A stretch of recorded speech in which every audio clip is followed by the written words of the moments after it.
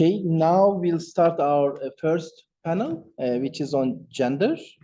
I will try to moderate this panel. We have four great presentations by, I think, 7 co-authors. You can. Thank you. So the first paper we have in this panel is by Kurniawati, Hastuti, Dewi, and Ahmad, Helmy, Fuady. Please forgive me. I'm absolutely sure that I am pronouncing these names wrongly. They are from the National Research and Innovation Agency, BRIN, Indonesia. And their paper is Gendered Populism in Indonesia's 2024 elections, a new redistribution politics in Indonesia. Over to you. You have 15 minutes, and then we'll have question and comments. Thank you. Good morning, everyone. Thank you so much, Professor Ihsan Yilmaz, for moderating the session. And thank you so much for all of the conference organizer. It is our pleasure to join the conference today, and we would like to share our paper and thoughts related to gender and populism in Indonesia. Let me share the PowerPoint that we have prepared. So it should be fine. Okay, we will begin the presentation. I'm Kurniawati Hastuti Dewi with my colleagues Ahmad, Helmy, Fuady, both of us from National Research and Innovation Agency, or BRIN Indonesia. We would like to share our paper, Gender Populism in Indonesia's 2024 elections, a new redistribution politics in Indonesia with question mark. So to begin with, actually 14 February 2024, just approximately 2 months ago, we have executed one of the biggest election in the world, the 6th general election in Indonesia, in which around 2,500,000 voters participate in the elections. There are many analyses try to understand the Indonesian elections. One of it is highlighted the significant influence of young voters, as well as the rising of young female legislative candidate or male legislative candidate in Indonesian election. We have anticipated this situation, and then we have contributed to a special edition by IC Singapore, which is just published February this year. So beyond those trends, we would like in this occasion presenting our thoughts and paper related to presidential candidate elections by examining the populism strategy of the 3 presidential candidates. We argue that actually all the candidates employ gender populism narrative, particularly emphasizes the practical gender interests. And then we also are suggesting that family-centered populism suggests a new pace of redistribution politics, contrasting with the previous focus on regional inequality.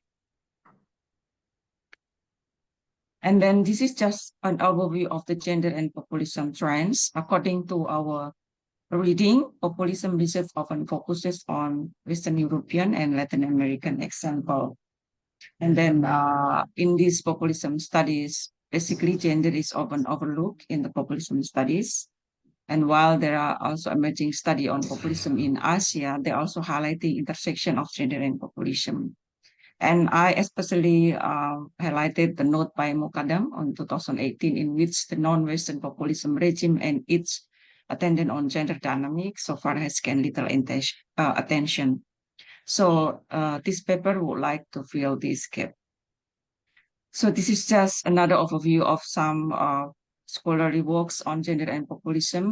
I will not go into the detail, but here the yellow ones, we highlighted the Sarisma's study on gender and populism, which I think is introducing interesting concept on gender and gender populism, which highlighted the use of gender as political tool aiming to influence the societal norms.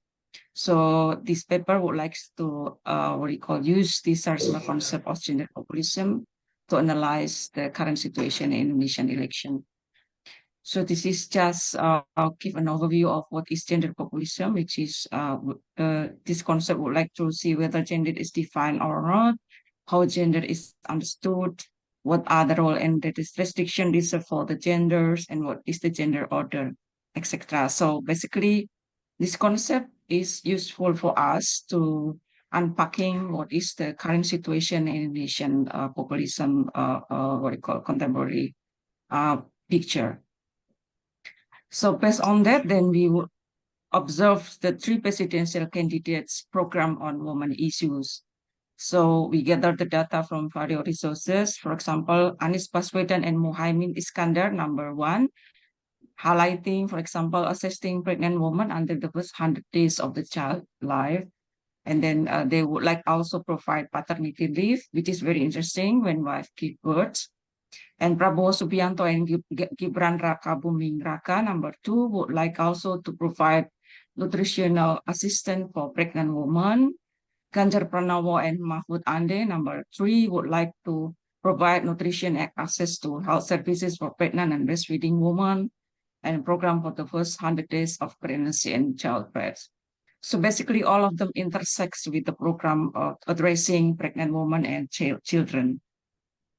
So how we can understand this program? According to our understanding, we can try to draw it with Molyneux's concept of strategic gender interest and practical gender interest.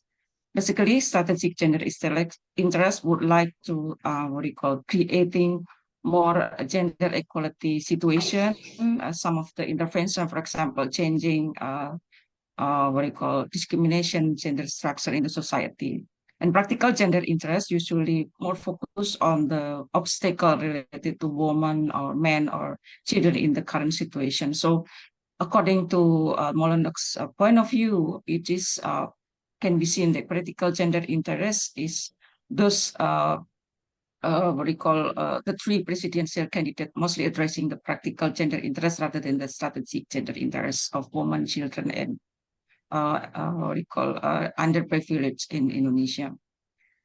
And then compared to other two presidential candidates, this is according to our observation, Prabowo Subianto is more clear depicting the gender populism narrative compared to the other two. For example, in the program of Susu and Makan Siang Gratis or Free Meat and Lunch programs, he and Prabowo Gibran winning team promoted the Susu and Makan Siang Gratis or Free Meat and Lunch in November 2020.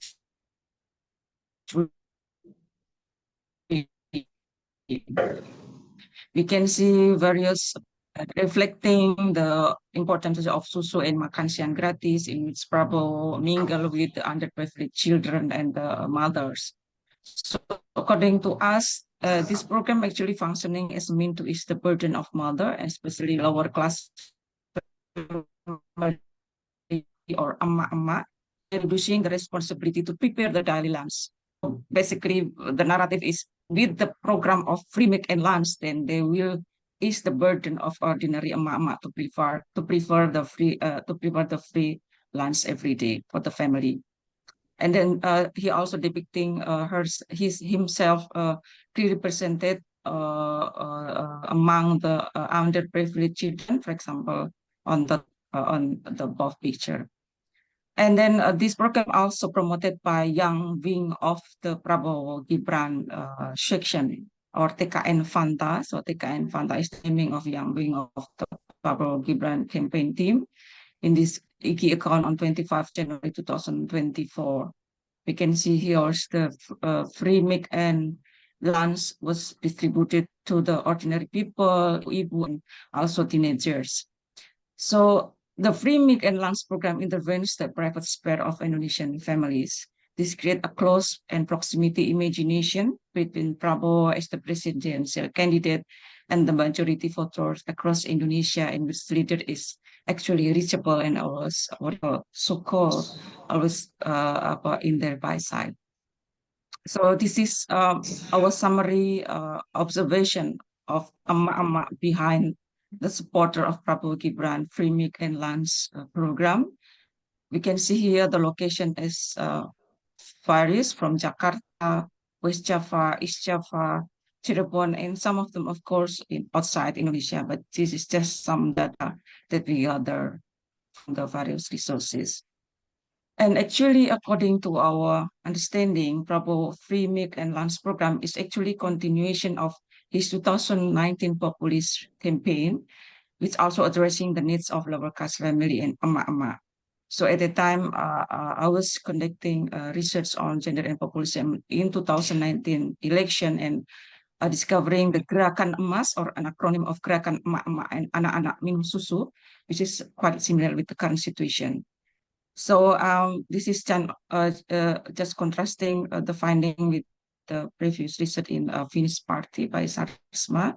House at the time, according to Sarisma research, gender was depicted in conservative and even traditional manner, reinforcing the rigid and gender role for both women and men. So this study, what we call finding some interesting picture compared to previous or other study in other countries.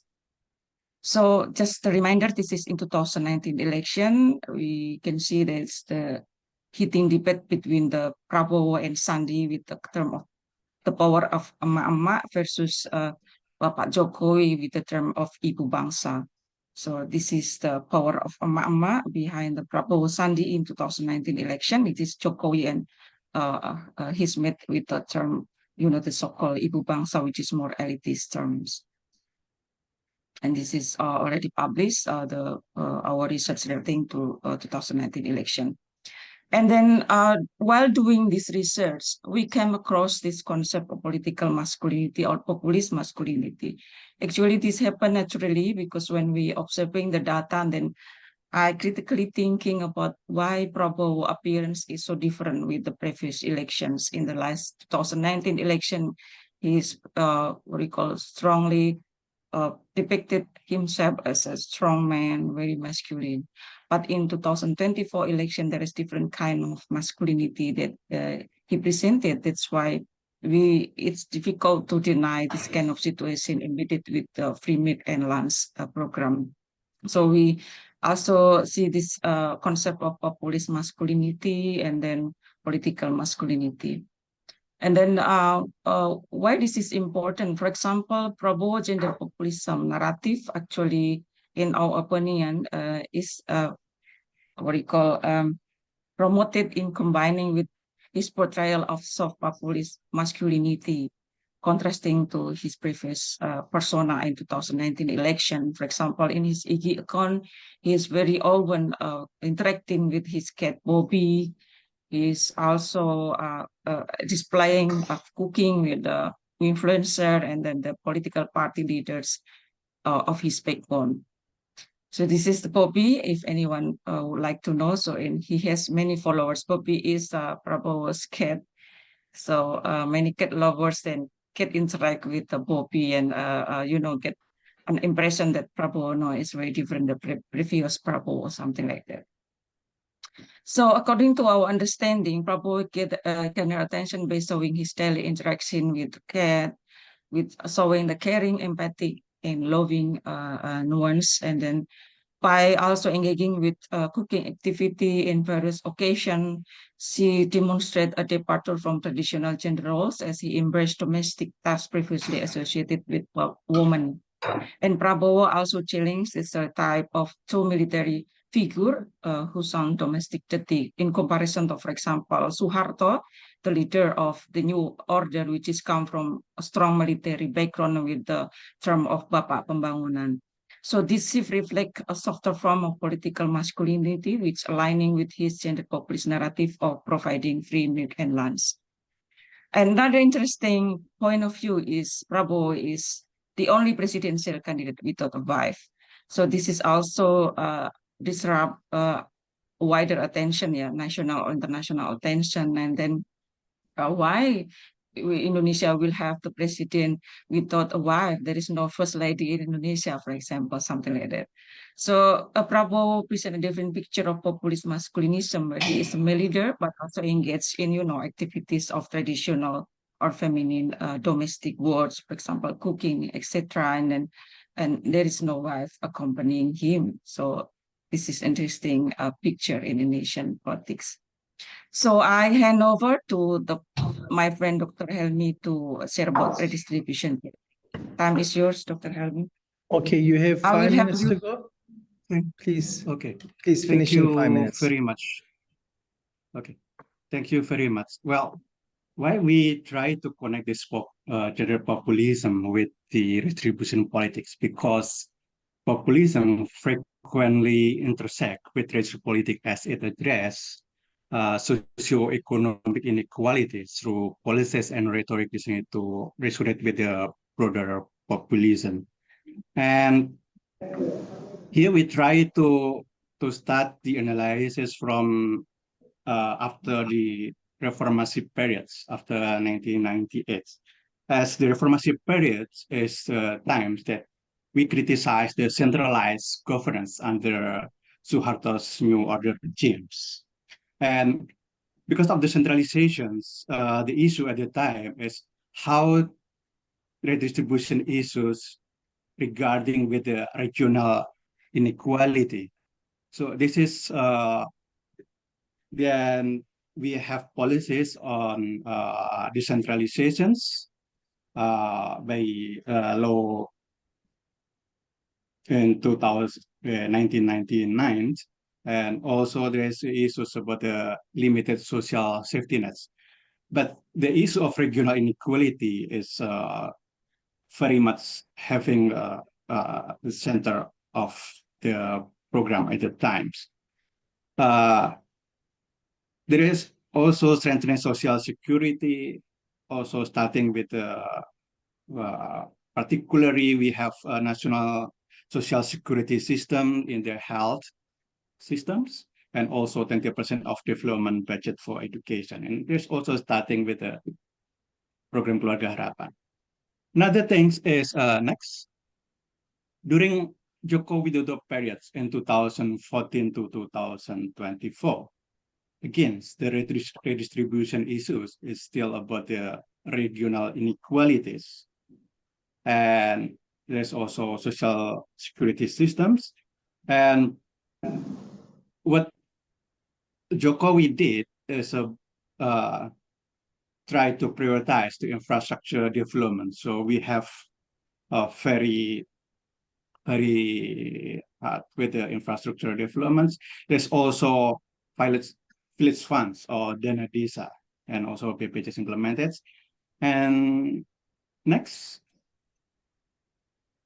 next, yes, this is the changes in the beginning of reformation periods and Joko's periods. The issue is really about the regional inequality. It's about decentralizations, infrastructure developments.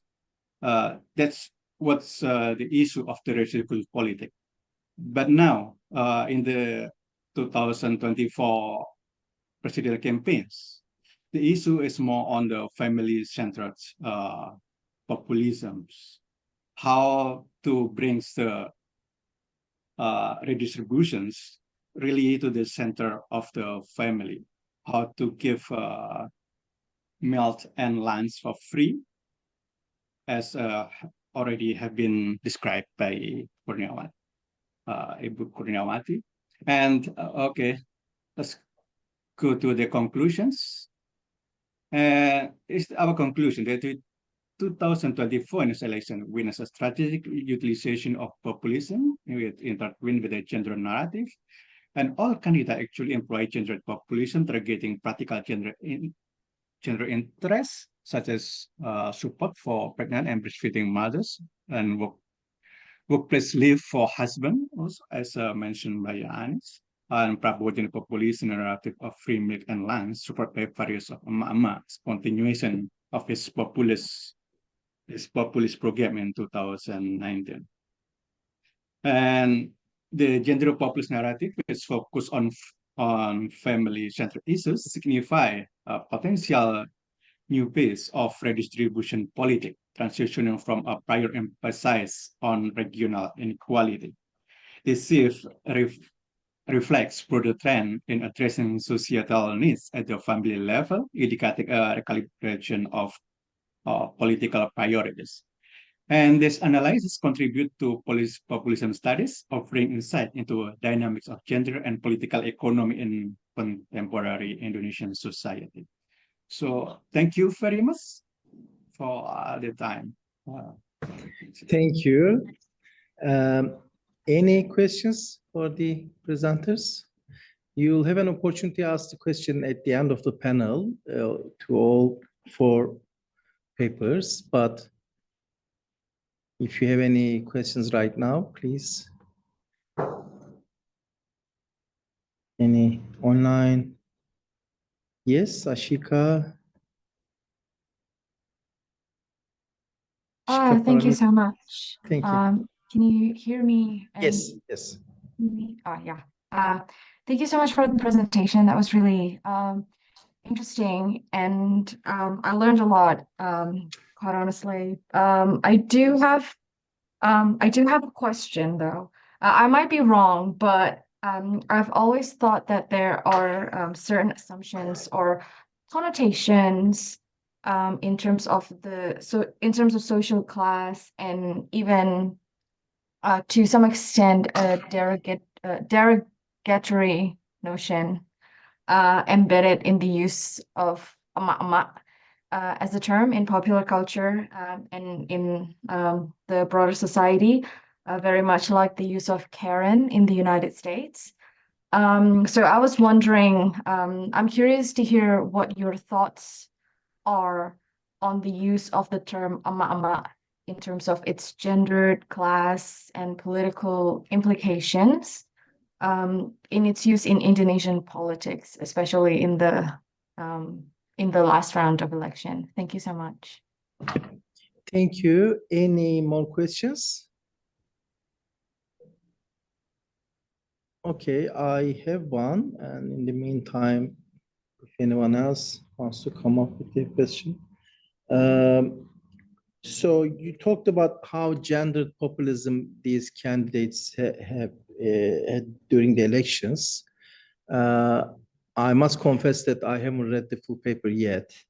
But listening to your presentation, my perception is that it is this gendered populism that you studied focuses on family and motherhood, as far as I could see. What about single woman, professional woman, secular woman? Were there any differences between the candidates? In other contexts, for instance, usually religious populists would make a huge emphasis on family values and motherhood and woman as the mother. Whereas the other populists or other political actors who are not populists, when they talk about gender, they would have a more universal understanding of gender. So I wonder how it worked in the Indonesian elections, not just one candidate, but other candidates as well. Any other questions? If not, yes, please, if you can answer these questions. Okay, I start to answer the first question. Thank you so much for very interesting question from Asika about the term of emak-emak. According to, actually the term of emak-emak is starting being used by Prabowo and Sandi since 2019 elections, as I mentioned before.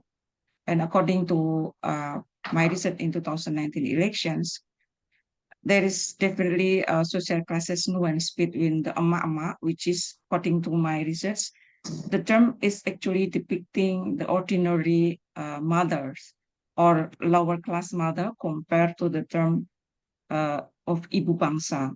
So at the time in 2019 election, when I do the interview, some of the women activists says they do not agree with the term of the power of emak-emak, because they believe that the power of emak-emak doesn't represent the, the feminist nuance of women movement, which is rather an elitist things.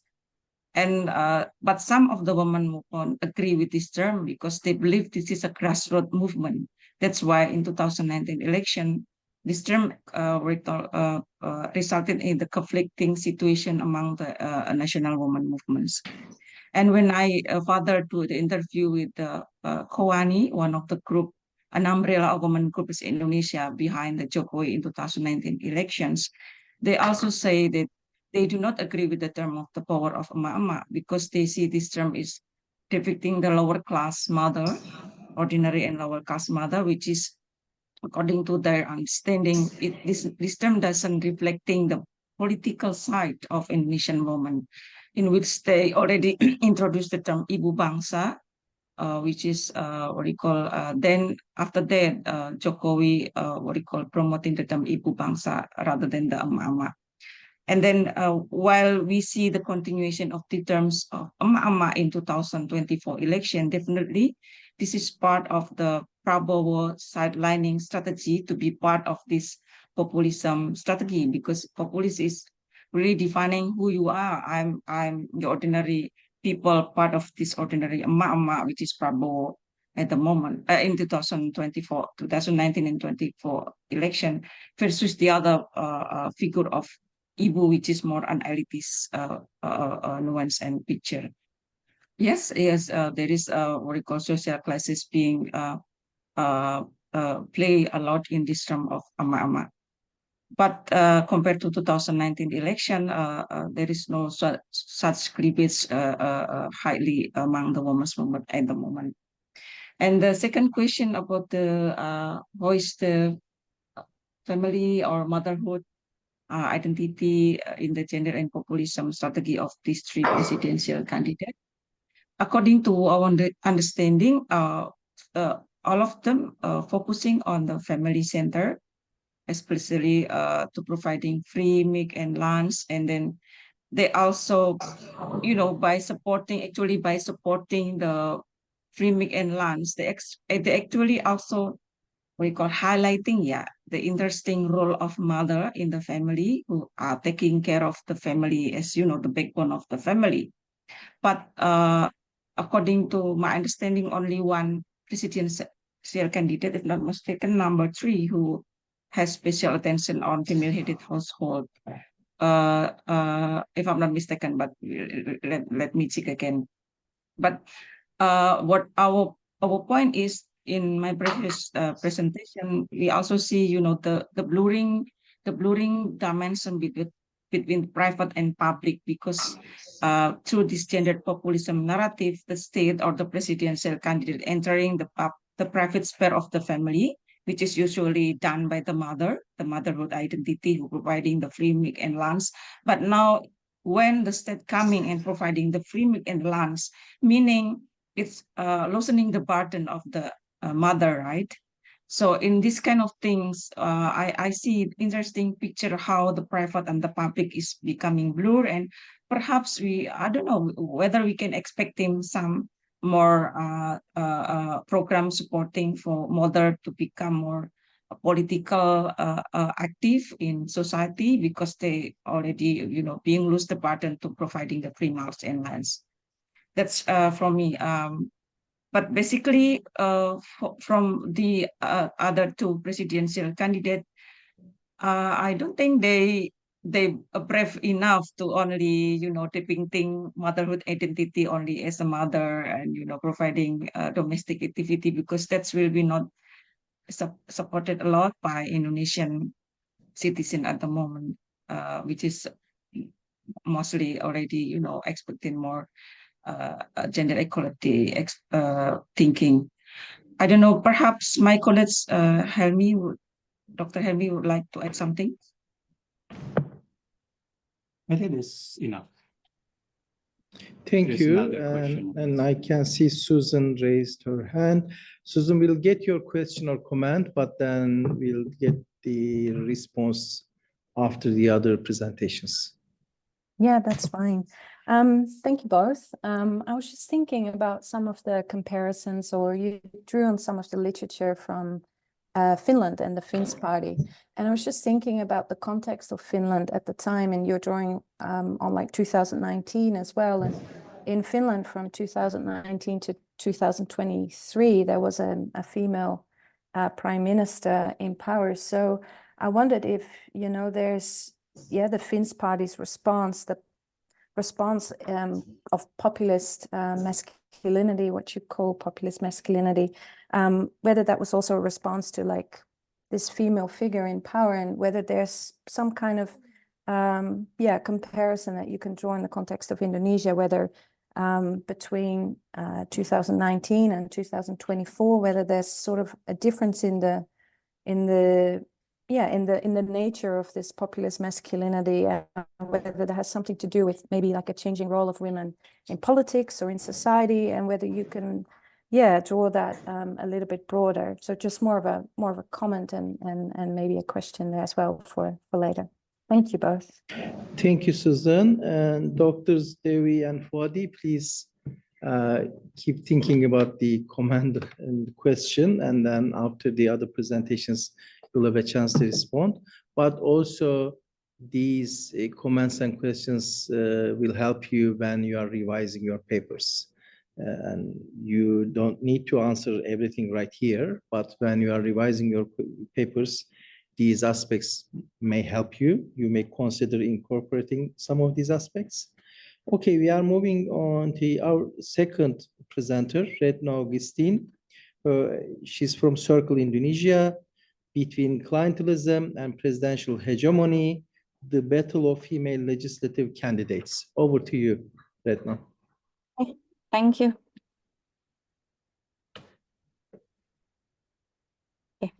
Thank you, Prof. Iksan Yilmaz, for the time.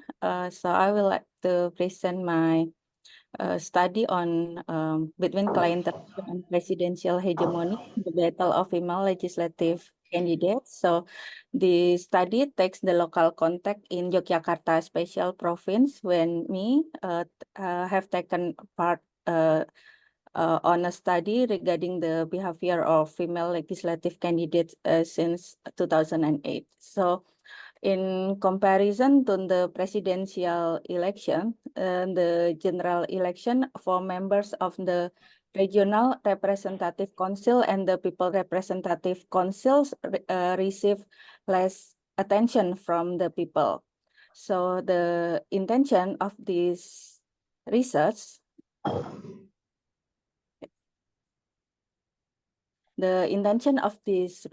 is to capture the essence of election in Indonesia from the grassroots perspective, specifically through the experiences of women on the grassroots and in the virtual spaces.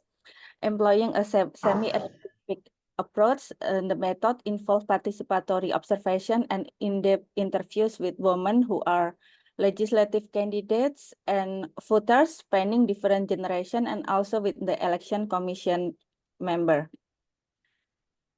However, the 2024 general election introduced 4 new distinct variables compared to previous election. One, a single-day voting process for the presidential election, and election for the regional representative council and the people representative.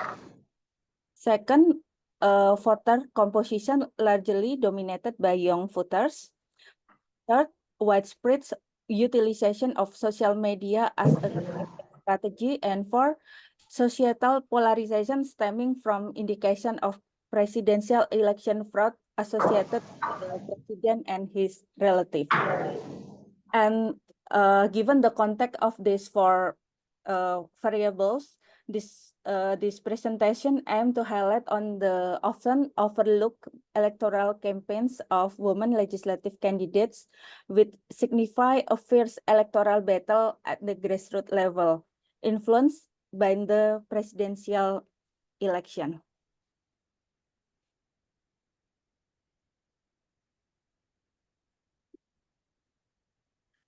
So the study reveals a concerning trend. There is an apparent decline in the number of female legislative candidates securing seats in Yogyakarta special province compared to the previous 5-year period, the previous election. So the electoral landscape for female candidates has become significantly more intricate this year compared to previous election cycles. Unlike before, female legislative candidates are not just competing against counterpart from their own party. They now contend with candidates from other parties as well as the government and state apparatus. So while facing fellow candidate is a common occurrence in election, the added challenge of competing against candidates backed by state support intensifies the pressure of candidates. Several instances suggest that candidates affiliated with a party supported by Jokowi and or those aligned with Prabowo coalition receive considerable backing from the government. A notable election scandal in Yogyakarta exemplifies the government's inclination to favor candidates associated with the ruling coalition. During an official agricultural ministry event in Yogyakarta, Titik Soeharto, the ex-wife of the Prabowo, a legislative, and she also a legislative candidate from the Gerindra party, openly solicited support for his candidacy in the presence of the Minister of Agriculture, Amran Sulaiman, and thousands of farmers. And this is a government official event. The provision of facilities and pocket money by event organizer added intrigue to the matter, sparkling discussion among farmers and agricultural workers. And the number of the farmers that been invited in the event is almost 10,000 people. So despite the blatant indication of the state bias and its exploitation of technocratic power to benefit particular candidate, the election supervisory body has yet to take concrete action against this case as an electoral offense. Presently, Titik Soeharto has garnered a significant number of votes and stands a strong chance of securing a seat in Senayan. The scandal that transpired in the last day of the election, in the last January of the election, has been a stark reminder to other candidates that their opponent might enjoy state backing. Okay. On a smaller scale, numerous female legislative candidates have observed their opponent engaging in the distribution of direct social assistance, a responsibility that typically reserved for the state, not for the legislative candidate. Candidate not aligned with the Koalisi Indonesia Maju believe that their counterparts from the coalition have privileged access to such assistance and enjoy greater backing. Well, all candidates are believed to engage in money politics to some extent. Certain legislative candidates wield powers that surpass their opponents' expectation. So during the election in Yogyakarta, money politics containing in an envelope containing 25 until 50,000 rupiah is just a small amount of money. Commonly, the number of money is around 10,000 until 2,000 rupees, is around 10 until 20 Australian dollar. So, moreover, and it's usual for voters to receive money for more than one candidate, multiple candidates. So, moreover, report suggests that the existence of package system. So there is price of legislative candidate at different level from district or city, province, national, and including the presidential election. So the packet of money is reached 40 Australian dollar or 400,000 rupiah per voters.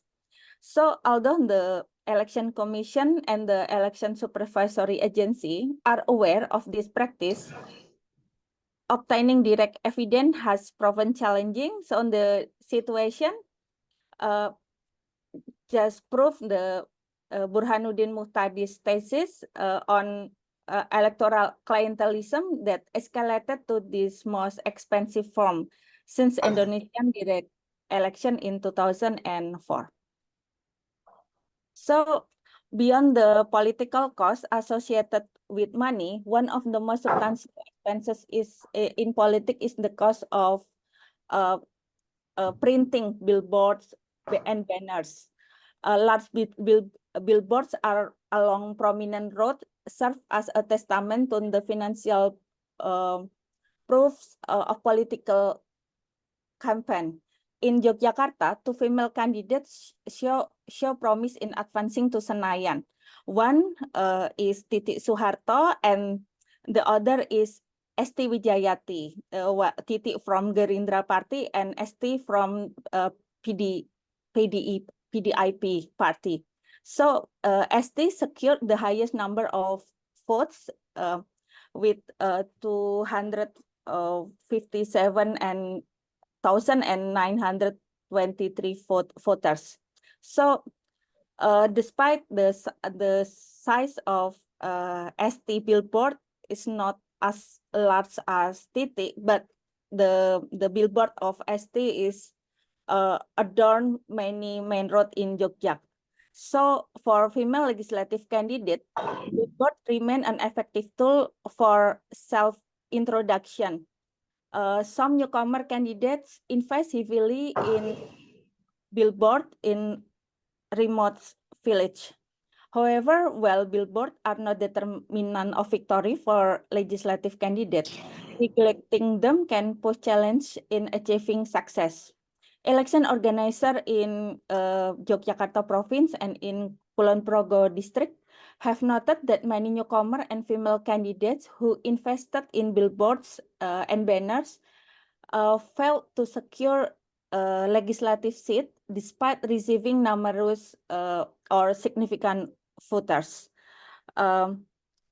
Successful candidate, on the other hand, not only planted numerous billboards or banner, but also presented themselves in a distinctive and easily recognizable manner. Nevertheless, the triumph of incumbent underscores that billboards serve as a reminder of their previous political efforts. The experience of female legislative candidate in Yogyakarta who often win election after the second or third time. So this highlight the importance of persistence in continuously introducing themselves to the voter. So the persistence emerged as a key factor in achieving success for female legislative candidate, both in securing party nomination and garnering voter support.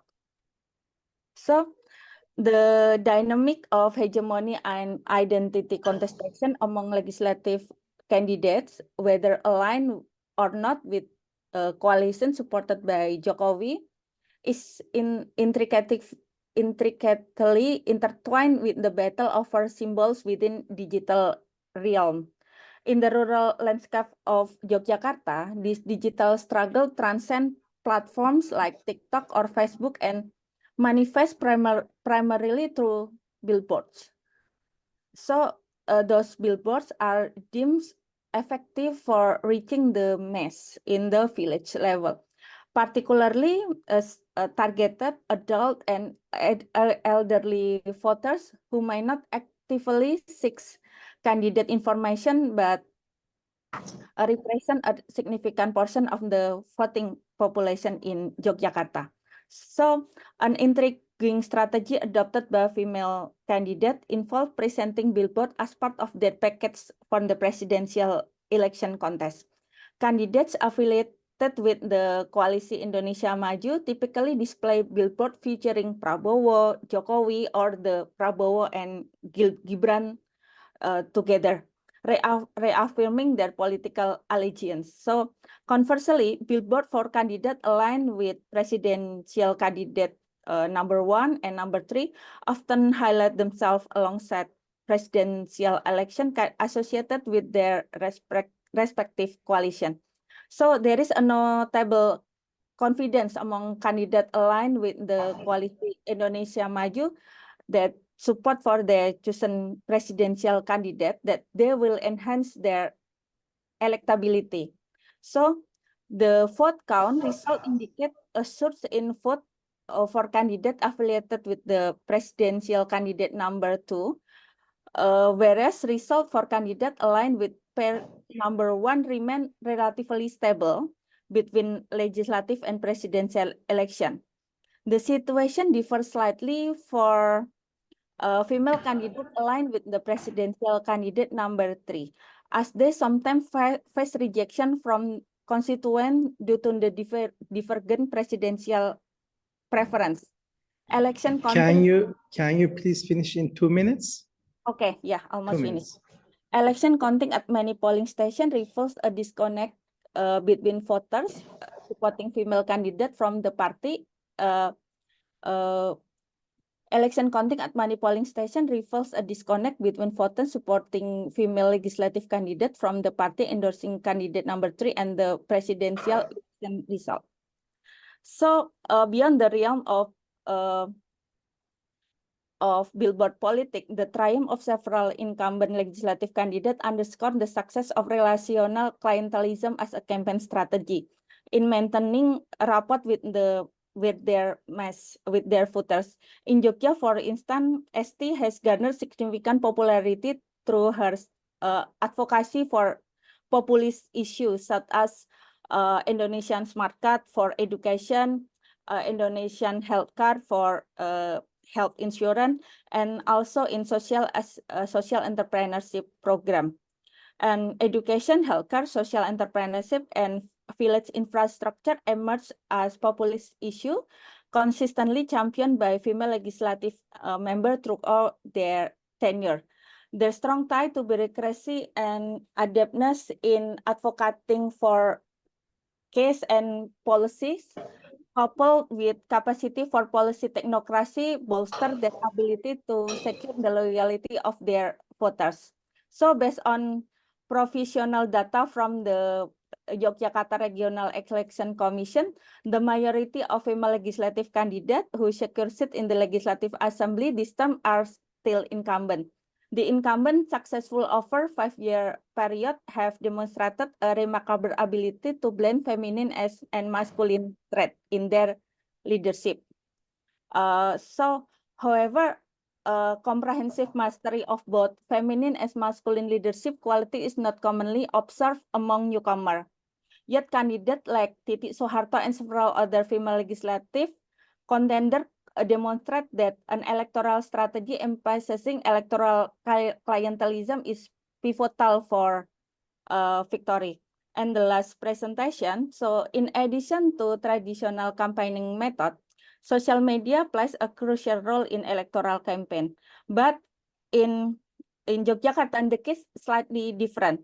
Incumbent leverage social media effectively by showcasing their accomplishment, whereas successful newcomer employ creative campaign model with captivating visual and music. This aligned to the approach adopted by presidential candidate number 2. However, several legislative candidates supporting candidate number 3 encountered difficulties with their vote count not aligning with the result of the presidential election. Various factors contributed to this discrepancy. First, including the impact of social media campaigning and the TV news. This disseminated through family WhatsApp group, neighborhood WhatsApp group, or word of mouth, and this altering of voter perception. Moreover, the limited ability of women voters to access information directly contributes to this phenomenon. The strengthening of support for pair presidential candidate number 2 can also attributed to strategic visits by President Jokowi towards the end of the election to Yogyakarta, where his distribution of rice significantly influenced the electoral landscape.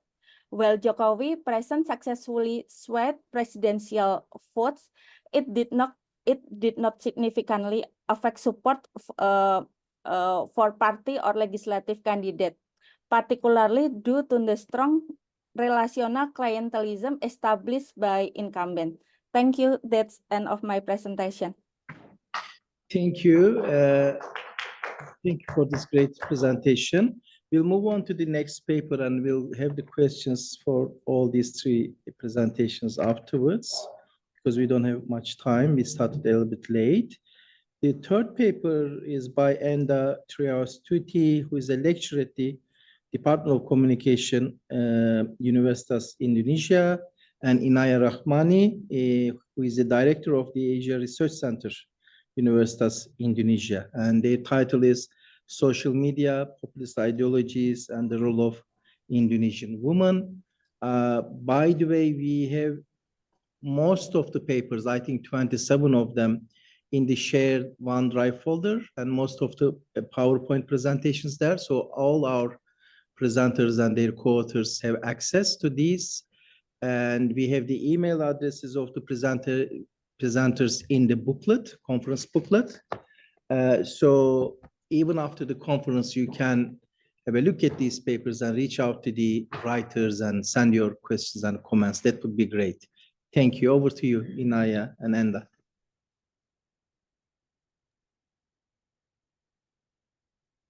Good morning, ladies and gentlemen. Thank you, Professor Ethan Yilmaz, for chairing this conference. Inaya and I are working on a study around... We can't hear you. Can you check your voice? We can hear you, but your voice is very low. Okay, can you hear me now? Yes, yeah. Okay. Good morning, ladies and gentlemen. Thank you, Professor Ethan Yilmaz, for chairing this conference. Inaya and I are working on a study around Indonesian Muslim women's participation in Indonesia populist movement. Our study does not heavily focus on the context of Indonesian elections 2024. Yet we would consider our studies remain important, looking back to the significant role Indonesian women hold in previous Indonesian elections in almost 15 years.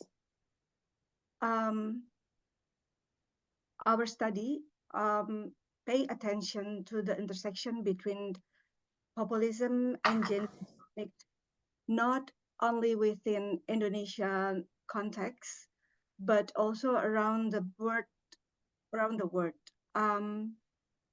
It brings in especially attention to Indonesian Muslims women's participation in populist movement. We acknowledge the extensive literature that delves into women's role within the various populist movement. However, within the populist movement, women around the world never been in the center of the movement, or they never get the spotlight. Moreover, conversations, especially academic conversations surrounding populism, frequently fail to address the intricate impacts of Islamic populism on Muslim women, both on a global scale and within local context in Indonesia. Thus, it is malfunction to acknowledge the practice of pernicious power from the interlocking beliefs systems and structures of oppressions that affect women's political actions. Can you raise voice a little bit? It's still low. We can't hear you. Hang on. Feel free to shout at us. Okay. I'm sorry because I'm That's in better. the hospital. That's I'm better. still in the hospital. So maybe it's very crowded. Is it clear now? Yes. Yes, that's perfect. Okay. Okay. We argue that not only men's role have overshadowed women's participation, especially in populism, Further, even when women were in the center, if they were, they are very submissive to the value of hegemonic masculinity that become the core approach in populism. Saying that, we believe women's growing support for populist movement is a phenomenon of interest. Previous research note that they are pulled close to the movement because several key factors. These key factors offer women comfort, especially like traditional values around religion, family, and nationalism. This study argues that Indonesian women lay the groundwork of populist movement on hegemonic masculinity that lead them to massive systemic and social oppressions. It is when Indonesian Muslim women, as the biggest and influential force, locus of women community in Indonesia, adopt masculine strategies for power within these structures, which paradoxically do not lead to their emancipation. It suggests that existing research has not fully explored how women participation in populist movement perpetuates existing power hierarchies rather than dismantling them. The study draws on three Lourdes ideas that using the master's tools. It includes method of operation, it includes discourse, and also narrative. It will not achieve genuine systemic change. Citing our Lourdes assertion that the master tools will never dismantle the master tools, the study persists that while the existing power structure might permit women a temporary victory in its framework, it is not designed to facilitate fundamental change. Lourdes reasoning implies that although women can attain short-term gains within the current system, a genuine shift toward equality necessitates moving beyond the established norms and practice perpetuating the status quo. As follows, this study wishes to explore the discourse of Indonesian Muslim women within the context of their populist activism, suggesting that their online political activities within Islamic political movement are a means to negotiate power and dominance they would like to share with their hearts. Further, we will also map out means of production women employ in circulating the discourse. For the next presentation, I will let my co-author Inaya to share. Thank you, Enda. Thank you. Is my voice clear? Yes. Okay. I would like to continue on the basic assumptions, fundamental assumptions that Enda and I agreed on.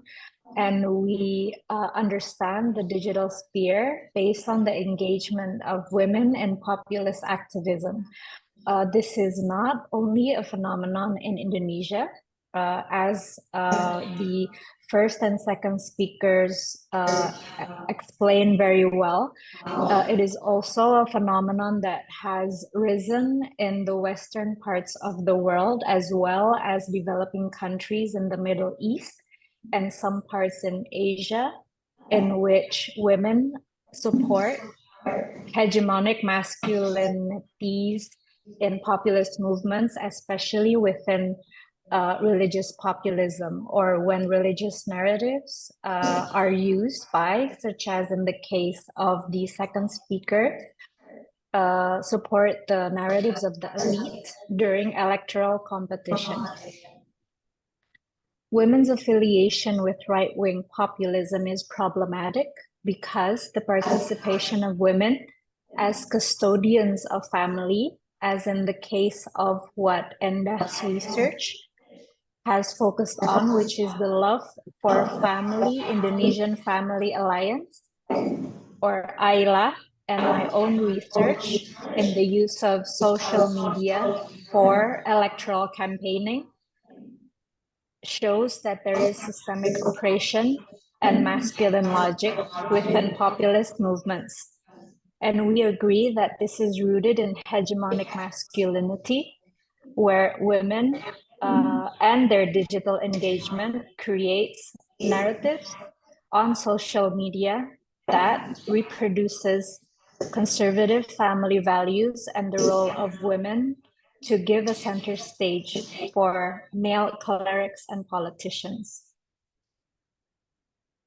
We posit that this is related to Indonesia's long history of state ibuism, quoting Julia Suryakusuma's work on the New Order authoritarian regime's use of developmentalist programs to shape discourses and narratives on the role of women to conserve family values and to make sure that state ideologies are instilled in the family unit as the smallest social unit for citizenship.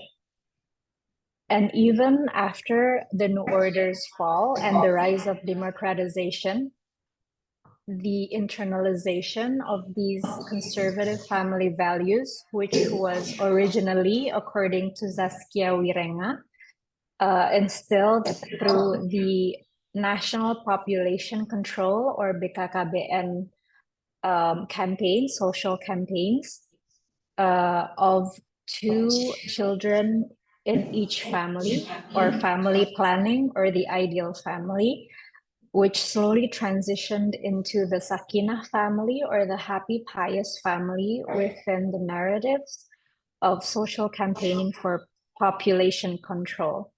And we see this as a control over women's bodies and reproductive rights, which also problematically is reproduced through social media narratives and Islamic political movement, and also problematically supports hegemonic masculinity in Indonesia.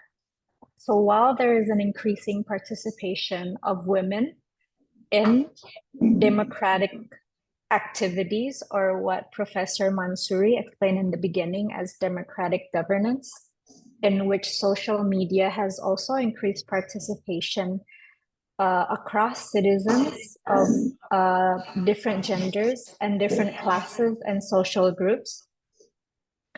And also social media and digital media provides new avenues for economic development and empowerment. But at the same time, it is also used to negotiate power across women, and it perpetuates the patriarchal status quo. And we see this as a continuation of New Order's cultural and political influence of Ibuism, albeit in a religious populist space.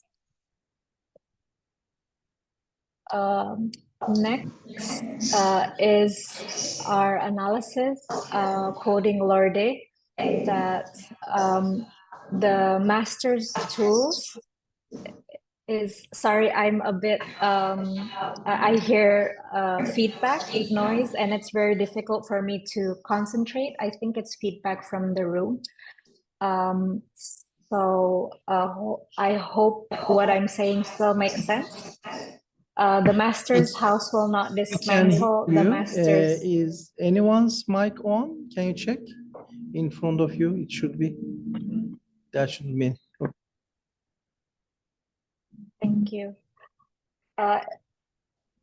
So we see digital tools and populist narratives, as well as religious populism, as hegemonic masculinity's master's tools.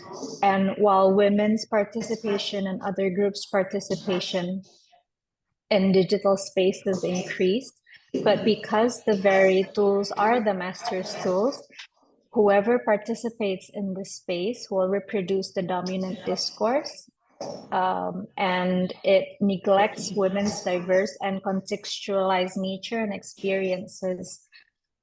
And this is the paradox of women engagement with digital media and populist narratives.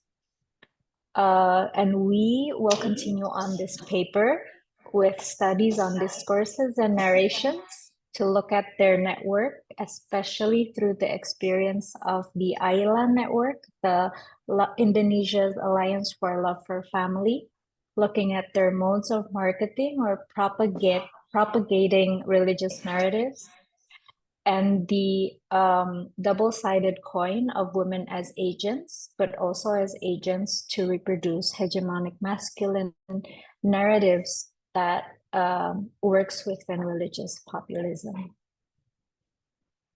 That is our presentation. Perhaps, Enda, you would like to give closing remarks before we return the stage to the chair. Yeah, Yeah. I'd like to add some of the data that we have already collected, that it is evident in this study, in my study and in Aya's study, these elite Indonesian Muslim women in their movement enter into alliance with the male elites to create spin-off of the discourse that women as fragile creatures who ought to be protected by men. They use various modes of digital platforms, only digital platform, but they also actively create a movement at the grassroots level, targeting women with low education level and without, they just do the casual work. Basically, mostly they are house mother through pengajian and also arisan, and indoctrinate them using the hegemonic masculinity. They also go through the government meetings and try to impose their value by proposing bills and also policies. For what we can conclude so far, that hegemonic masculinity is an ideal of dominant masculine traits that within our studies envied by women. It's not only perpetuate gender inequality, but it is also constantly reshaped by women. Women may take on these dominant traits, not just traits, but also mode of reproduction and productions of power to gain status in patriarchal settings without necessarily disrupting the existing power structures.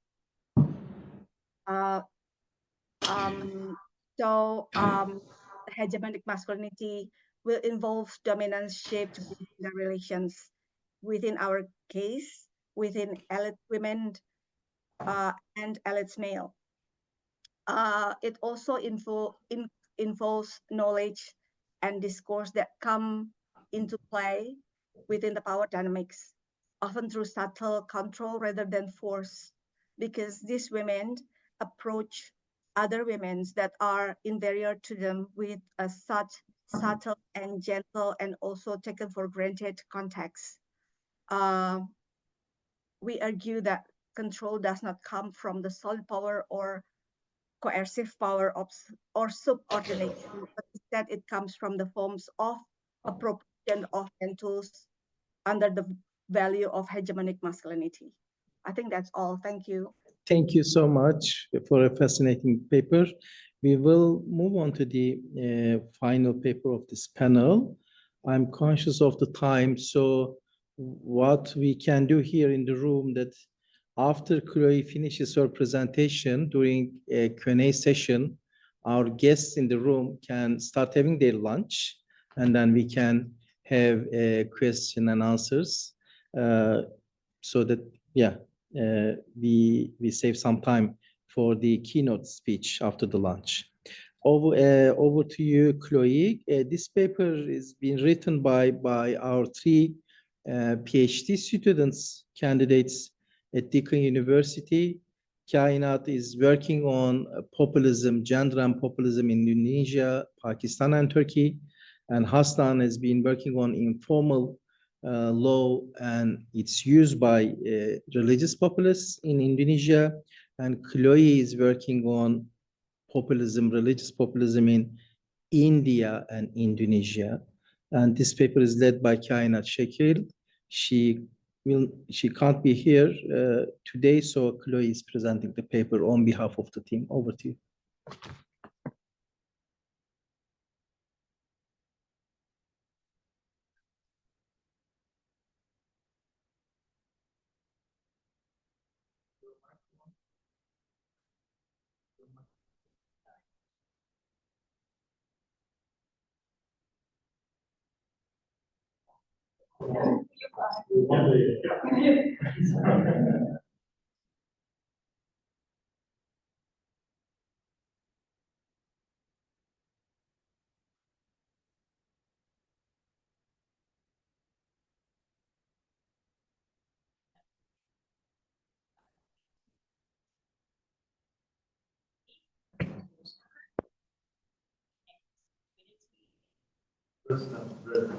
Hold it.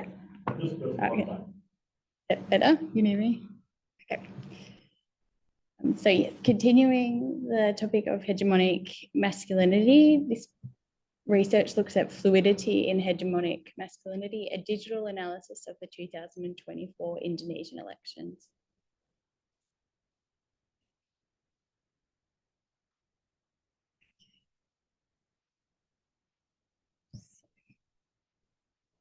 Go to the next one if you like.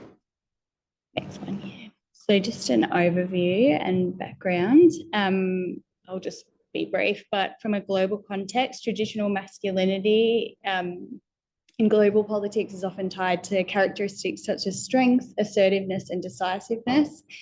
Leaders like Vladimir Putin and Donald Trump kind of use this hypermasculine image to promote themselves as a protector of the nation or internal and external threats.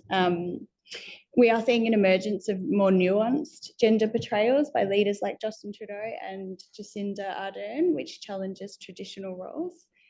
Moving to the Indonesian context, there's a historical dominance of hypermasculine military figures in politics.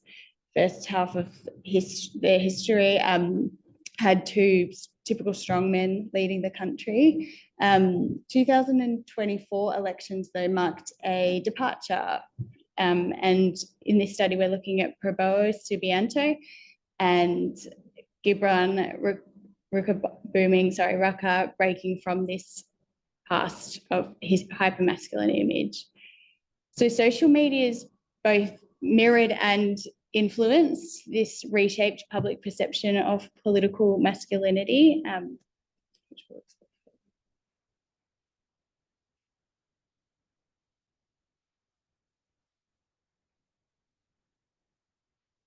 Just for a framework of hegemonic masculinity, R.W. Connell's theory helps us to understand hegemonic masculinity. It describes it as the dominant form of masculinity that exists within a given cultural context. So this concept is central to understanding social relationships that involve power dynamics between genders as well as between different types of masculinities. So hegemonic, what is hegemonic will change, or it does change in reflection of a host of social, economic, and political factors. So in applying this to politics, leaders utilize traditional masculinity to assert authority and legitimacy. Contemporary shifts that we're witnessing now include integrating emotional intelligence and openness, and this reflects societal changes towards gender fluidity. The methodology will be a qualitative analysis of the top 10 TikTok videos from both Prabowo and Gibran's campaign accounts, so 20 in total. They've been selected because they're the most viewed 10 videos in each case, and they're in the 3 months before the election, which captures the peak activities. So this is using a multimodality theory. which captures visual, auditory, gestural, spatial, and linguistic modes. This is particularly useful because we are looking at TikTok videos where we're going to be seeing all of these sort of aspects at play. So just quickly, visual is the appearance and settings, auditory is speech and background music. That's particularly important in TikTok videos. Gestural modes are body language and facial expressions. Spatial modes, the composition and positioning in videos, and linguistics is use of language and text in videos. This might be subtitles or descriptions, anything like that. So these are just some results and examples that we found. Probo overall used a strategic blend of traditional masculinity, but with also elements of openness, modernness, and relatability. So visually, he often appeared in simple non-military clothes, which projects an image of being more approachable and relatable. And this moves away from his sort of past authoritative or aggressive demeanor. He sometimes incorporated traditional elements like a hat and scarf. This added a layer of cultural respect and identity, sort of blending different types of masculinity. And so auditory, the background music in his videos included everything from sort of uplifting inspirational tones to hip hop and modern pop. This diverges from the stereotypical overly nationalistic themes that are expected from someone with a military background.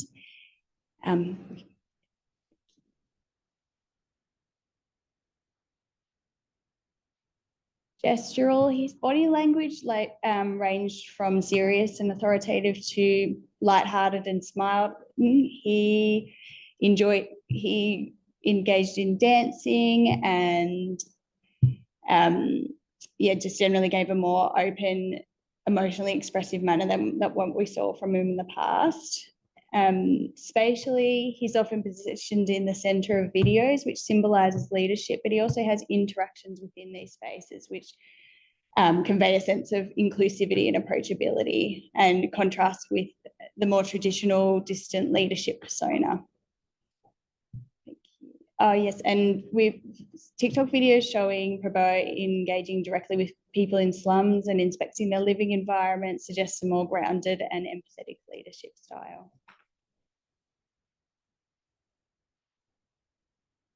The linguistic content in his videos often emphasized leadership, sacrifice, and robust nationalism.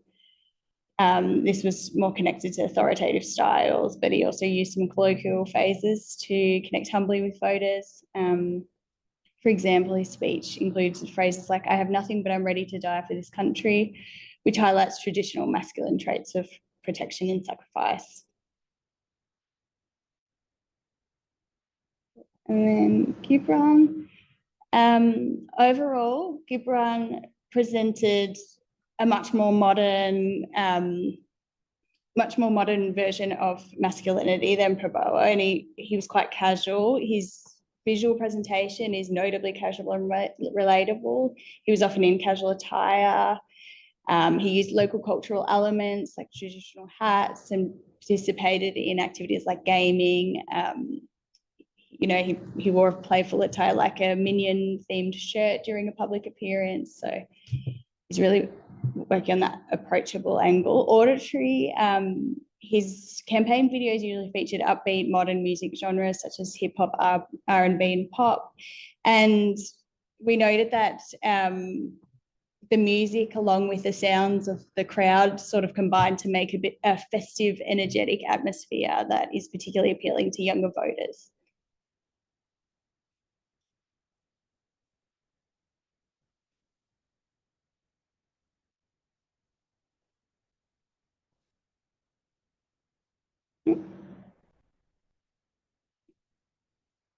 Gesturally, Gibran has or exhibits open and relaxed body language. He used lots of informal gestures like waving, shaking hands, hugging supporters, playful and close interactions, which showcase a charismatic, youthful masculinity, which is quite far removed from the reserved and authoritative demeanor, which is usually expected of or we've seen in traditional politicians. Spatially, as before, his campaign events often look like a concert or a festival rather than a traditional political rally, and stages, lots of interaction with stages designed for interacting with the crowd. The closer proximity he has to his supporters during these events underscore an approachable and inclusive campaigning style once again.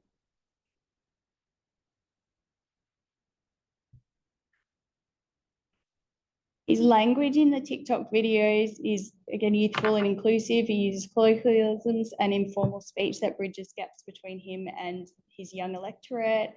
The themes he discusses are generally around unity, inclusivity, and non-discrimination. So there's a nurturing form of masculinity that we see there that emphasizes care and connection over dominance.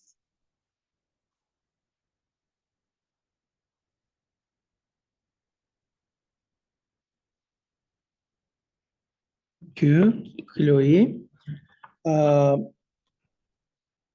Yes, I have a few questions, but let's start with the room and then our online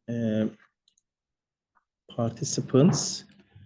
Please raise your hand, or you can write your question in the, yes. Thank you very much for the presentations, everyone. Just a bit of a naive question, Chloe. I may have missed the point, so apologies if I have.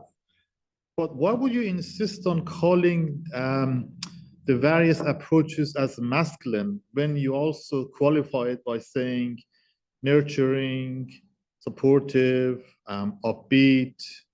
I didn't quite get how they qualify as masculine when you're also saying that a lot of them, Probobo, everyone, all the media commentary on Probobo was that he is trying to counter the tough masculine military guy image that he had because he was in the military by really looking, promoting his soft side.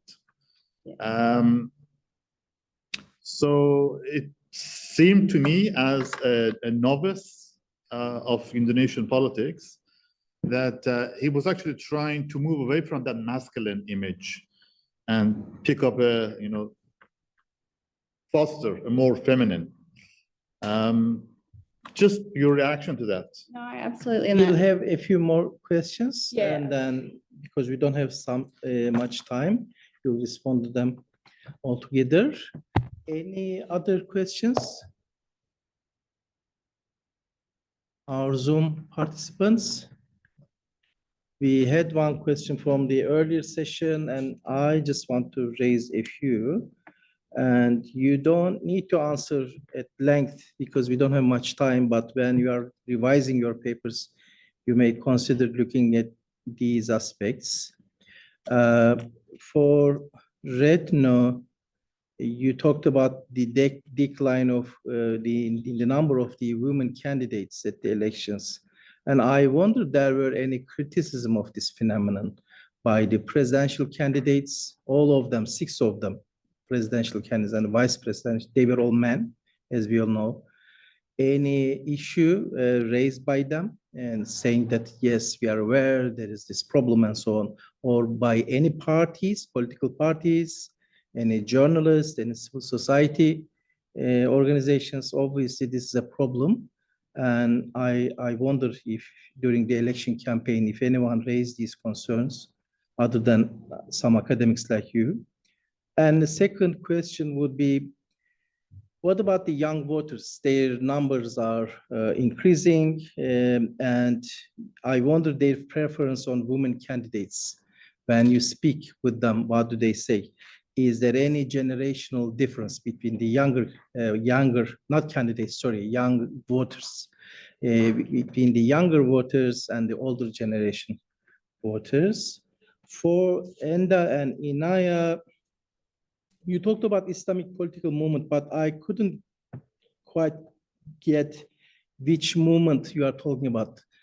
Are you talking about FPI or in general all Islamic movements? I don't know, Nahdlatul Ulama or any other political party, PKIS, or I couldn't get this. And And another aspect that you can do, not now, of course, but later when you are working on the paper, how all these played out during the election campaigns. I know you are not looking at the elections, you don't have to, but you may, this was a good natural laboratory, natural experiment, right? So you may find some surveys or data on this aspect. And also, you said these women in the populist parties, they are also simply following the footsteps of the masculine man in terms of ideology. I wonder if there is any diversity among these women who are members of the populist parties, because in other cases, you can see some resistance. Not everybody, not all women in these parties, but you, for instance, when the AKP or the Turkish government withdrew from the Istanbul Convention, it's named Istanbul, but they withdrew from it because they say it's LGBT, against our family values, etc. All this crap.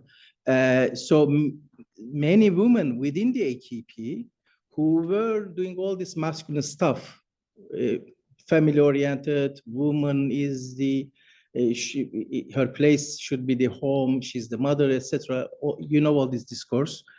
They resisted this and they openly actually challenged this decision. I wonder if similar trends can be observed in Indonesia.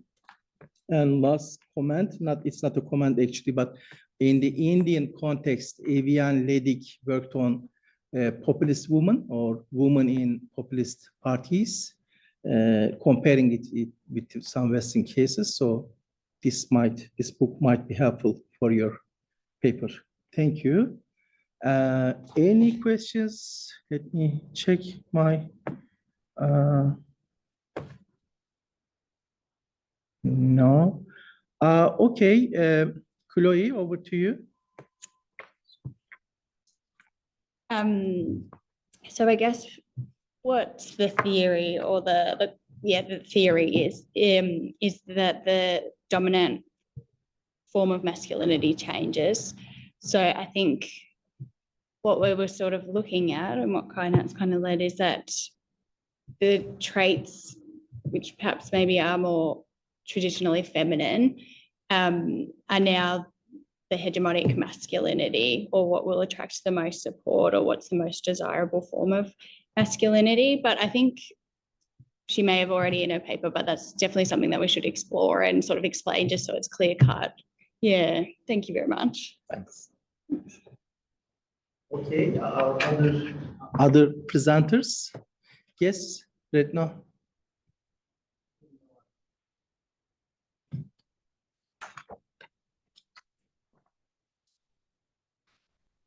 Still have time? You have a question? Or? Yes, please, go on. Yes. Okay. Thank you so much. I thought it is run out time. I have one question and one comment, or maybe asking for some comment. For Ibu Retno Agustin, very interesting presentation, Ibu. But just looking at the previous election in 2019 election, according to scholarly works, there are two defining factors which defining the winning candidate in 2019 election. The first one is those who rely on political dynasty. The second type of candidate is those who using the woman networks. But according to your explanation, most of them come from very elite background. Yeah, Ibu ST and Ibu Titik Prabowo is definitely have a very elite background and part of kind of political dynasty. This is actually part of our what we call our big problem in Indonesian political system, because those who can access the power structure and who can, providing money to various billboards is only those who has money. So in your study, is there any grassroots women who are also competing in the election in Yogyakarta, and then how they can, intervene this kind of clientelism politics? Do they have this grassroots support, something like that? Because this is my concern, how potential women from grassroots, but they do not have any money to to disrupt the system. What is your comment? And the second question is Ibu Inaya. I wonder what the kind of Islamic, what you call Muslim movement that you are trying to observe, because according to my understanding, using the concept of hegemonic masculinity, there is too strong development on gender equality in Islam in Indonesia, for example, by the group of kajian KGI, ya? KGI, ngaji KGI. They also have many followers from NU's followers in Indonesia, promoting gender equality in Islam. And the other one is Academy Feminist Muslim Indonesia, supported by Muhammadiyah wings in Indonesia, supporting for gender equality. So actually, these two movement is also promoting rather different kind of woman's role in Indonesian society, which is not fit into kind of hegemonic masculinity in one's. So what kind of Islamic women's movement that you are trying to observe and portray? Thank you so much. Thank you. Over to you, Retno. Just 2 minutes. Thank you, Ibu Kurniawati. Very excellent question, Ibu. Yes, based on my previous research, it shows that most of the women candidates that been elected in the election, mostly they come from the oligarchy, whether their husband or their parents are legislative member or have a position in the party. Yeah, I just received the name of the potentially elected the female candidate just few days ago from the election commission. So recently I still mapping their background, but I indicate that some of the name they already participated in more than 2 or 3 election, and based on my data, a few years ago, they came from the grassroots or activist background. So at this time, my temporary answer is yes. There's some, but only small number of the female legislative candidate in district level came from oligarchy. I think there are some promising issues in when we face a kind of oligarchy, populism, and clientelism within election. This kind of grassroots women in the politics is a good news. Thank you, Ibu. Thank you. Did you respond to the question in the Zoom? Ahmed, Dr. Ahmad Helmy asked you a question, Retno. You mentioned about the difficulty for newcomers to save a seat in parliament. Most incumbents won. What is the percentage number for newcomers who got a seat? Yeah, until now, there's no official statement from the election commissions. So I just have like temporary name who will winning the legislative candidacy. So I cannot answer the question recently, but I will include your comment in my paper. Thank you. Over to you, Inaya. Right, thank you so much for the questions. I think by addressing these, we would elevate the quality of the paper. So firstly, the difference between the Hindutva nationalist movement and the Indonesian Islamic populist movement is the fact that the Hindutva nationalism narratives has a strong BJP support. In Indonesia, the Islamist political parties are fragmented and they're part of different coalitions with secular nationalists like Golkar, Nasdem, etc. that is currently supporting, that in the election supported different political candidates.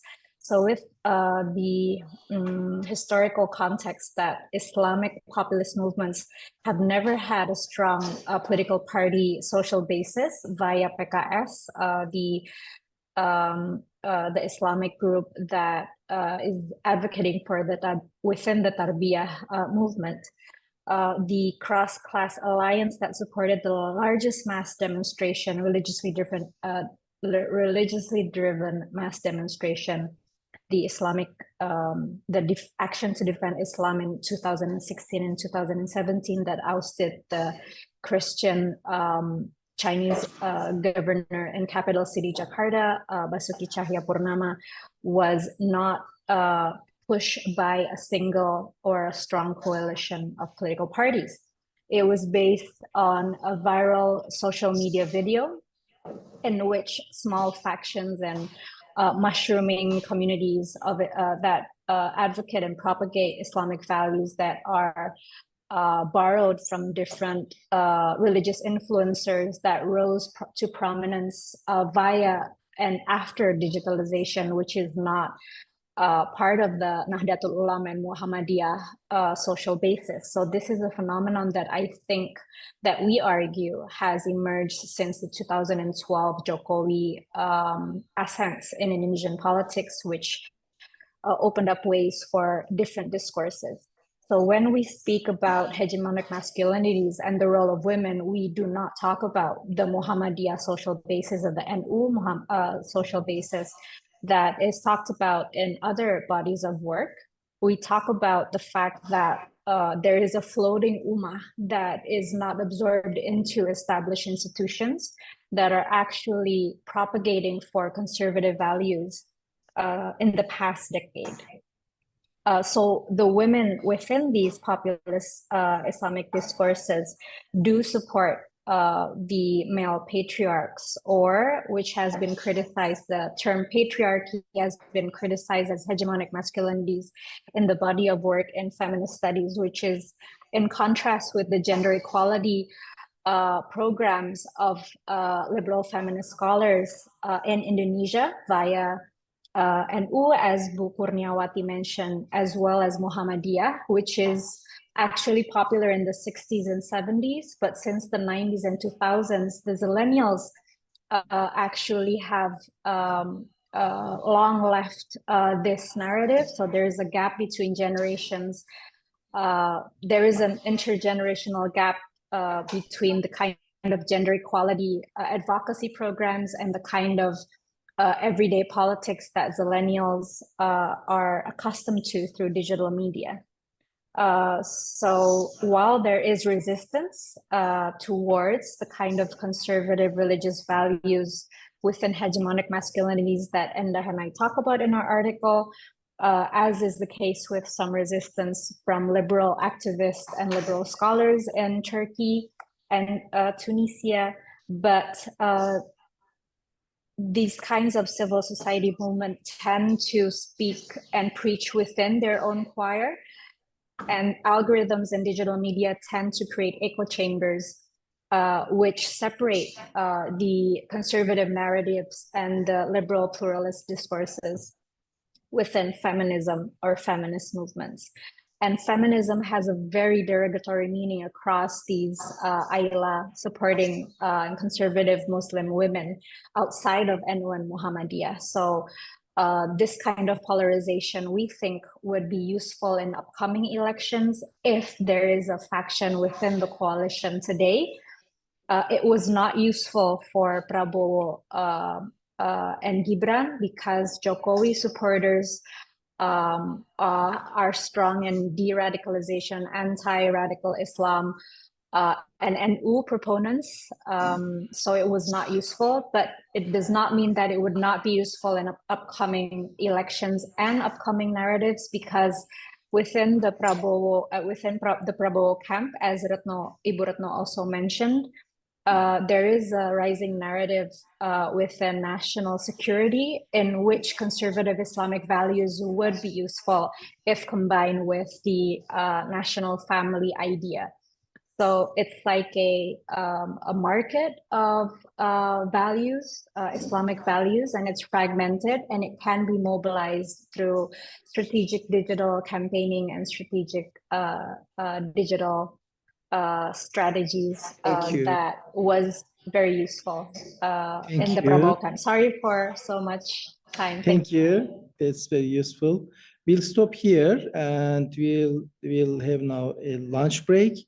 We'll start at 1:15 instead of 1, so 25 minutes later. But please have a look at the shared folder. Almost all of our papers are in the shared folder, 27 of them. Maybe the other 4 will be saved there in the coming days, in a few days, hopefully. So please try to read them, and you have the emails of all participants here in the booklet.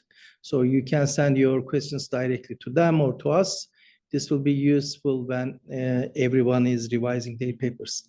Thank you, and see you in 25 minutes. Thank you.